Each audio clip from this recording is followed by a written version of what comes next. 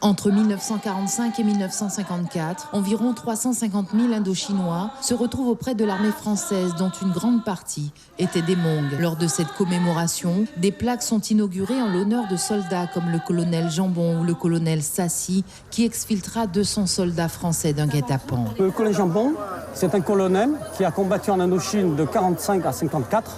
Il veut que les Hmong soient reconnus par la France. Donc, après avoir frappé à toutes les portes des hauts fonctionnaires ou de l'État, il n'y a pas eu de retour. Nous avons soutenu les actions menées par M.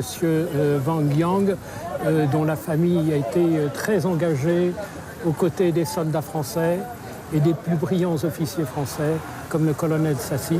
Quand les communistes reviennent au pouvoir après la guerre, plus de 100 000 Hmong quittent alors le Laos et le Vietnam pour éviter les représailles. 10 000 immigrèrent en France, dont une centaine en Guyane. Ces habitants de Javoué à Mana sont des descendants de ces combattants morts pour la France. Aujourd'hui, ils représentent une communauté, je dirais, agricole. Mais au-delà de l'agriculture, cela prouve que des grands hommes ont œuvré auprès, je dirais, de l'armée française et qui ont permis que les guerres soient gagnées par la France. Une France qui n'a pas toujours honoré ce peuple. Ce monument du village Javoué représente un double souvenir de mémoire. Le premier, c'est en effet honorer ces combattants morts pour la France, morts pour le drapeau, morts pour ses valeurs. Et en même temps, c'est un devoir de mémoire pour les jeunes aujourd'hui, de la communauté Hmong qui sont venus et s'installer en Guyane, pour qu'ils se rappellent, qu'ils soient fiers de leurs racines. L'association Hmong Archives poursuit son travail de recherche afin de graver cette histoire méconnue du peuple Hmong de Guyane.